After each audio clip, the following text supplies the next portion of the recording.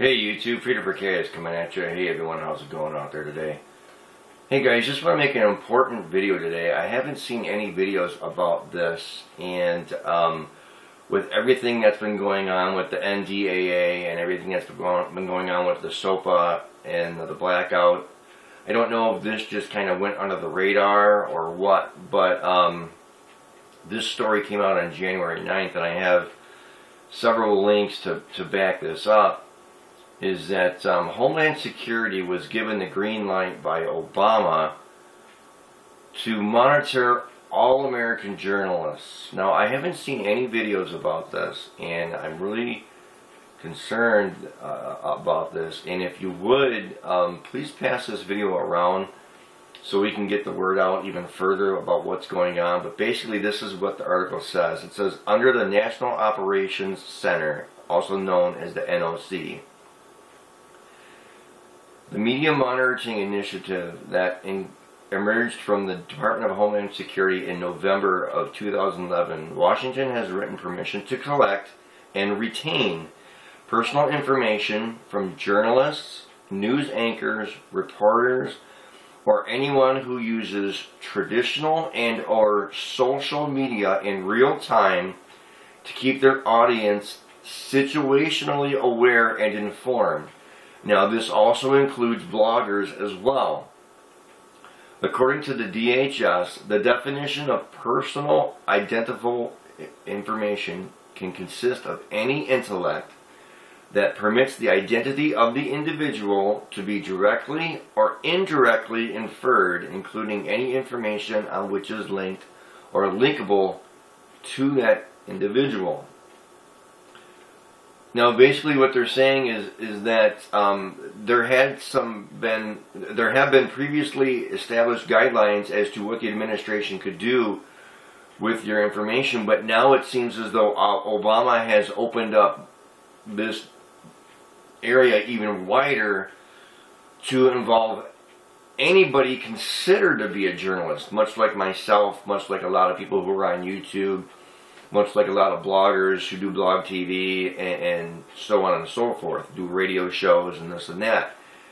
We are all now considered terrorists because Obama has decided to open the door to any journalist can now be investigated by DHS, probably the FBI, and also the CIA as well. So, like I said, I have several links backing this up, and I want to show those to you. But what really scares me more so than anything is that right now, even with the Patriot Act, it kind of opened the door. But everything that's going on right now with the NDAA, the SOPA Act that's trying to get passed, and now Homeland Security was given the okay by Obama to start doing this. To me, this is just above and beyond treason, and it's well above and beyond the Constitution. So again, I'm going to show you the links that I have, but again, I want to encourage you to pass this video around because I haven't seen any videos basically about this. Alright, so let's get the video out and let's pass it around, alright? Appreciate it, but here come the links. Okay, so here's this page that I'm talking about. It says, Homeland Security giving green light to monitor American journalists. Okay, and this isn't the only story that I came up with. Here's one from the Daily Paul, and this is Ron Paul's perspective on what's going on. Why is the Department of Homeland Security monitoring journalists' writings and tweets? And of course, we all know that they are monitoring Facebook as well. Here's another one, the Lone Republic. Again, a different story in the same context. Why is Homeland Security monitoring American journalists for situational awareness? They all know that we're awake and what's going on, and we all communicate together. We all talk together. That's why the SOPA deal was so big. And, we all are aware of the fact that the SOPA deal was going to try to shut down the internet. We're not dumb to that.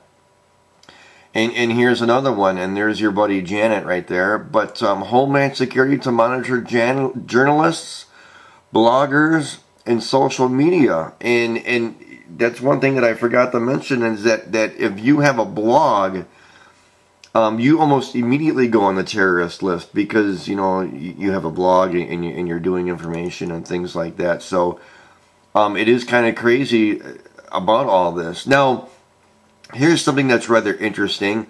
In the same timeline, this story came out on January 13th, which actually was Friday the 13th, believe it or not. And this story says, "Is Big Brother just a distant cousin?" Now, this was on Fox News, and what this story talks about, it says, "Careful when you post that tweet. The FBI might be watching you, or then again, maybe not." What this story does, it downplays the fact that the FBI is watching you. In fact, if you see right there, it says myth number 1, the FBI monitors your every tweet. Okay? They might not monitor your every tweet, but I can guarantee you they are monitoring your tweets. And it says right here, it talks about teenagers posting, photos and this and that, and how they can be considered terrorists. And here's myth number 3. It says Facebook tracks your web visits when you are not on Facebook. Well, of course they do. Of course they do. And it says, it talks about how, your company could be spying on you. Well, that's all true, but what really concerns me is this. Is Big Brother just a distant cousin? They are downplaying the fact that the FBI and the CIA is monitoring what you're doing. They're downplaying it. But yet we have the NDAA, we have the SOPA that's going on. And what also interests me about what's going on with everything that we share in this network, especially me being a survivalist, on January 14th, I found this ad, or this news link on the news. And this was, again, from Fox News, and it says, "Why you don't need solar panels." Okay? Well, I'm shocked that they actually did this, because as a survivalist, solar panels are probably one of the top 10 items that you're going to need at your bug out location. Okay? Because when shit hits the fan, or WROL happens, or RWOL, rule without law, happens, and there's no electricity, you're going to need solar panels. So my point is that, obviously with this story here saying, Big Brother is just a distant cousin, why you don't need solar panels is absolutely crazy. Okay? So now, here's another aspect. I'm going to change gears here and talk about Fukushima, because this is rather disturbing. All right? As we all know, that there was a crisis update just recently about how there was some a safety problem at some of their nuclear plants, where the safety program was down for a couple hours, and they had some situational things going on there. But this is what's really even more interesting, is that now it says right here, iodine pills should be distributed to households near nuclear plants, experts say. Now, basically what they're saying is that when the Japan crisis happened, the first thing that Japan should have done was distribute some iodine pills, or potassium pills for the iodine. Okay? That's what they should have done. But now this new study came out saying that the committee suggests that a pre-distribution of potassium iodine tablets to households in a precautionary action zone within 5 kilometers of a nuclear power plant, and to those within the urgent protective action plan zone, which is 30 kilometers from within a nuclear power plant. So what they're saying is that that these houses, anybody who lives next to a nuclear power plant anywhere in the world, okay, that's what they're saying. If you read this article, if you are within 5 kilometers of a nuclear power plant, you should have your potassium iodine tablets. Okay? If you live within 30 kilometers of a nuclear power plant, you should be prepared and ready for action in case there is an accident. Alright? And also including the potassium iodine tablets as well.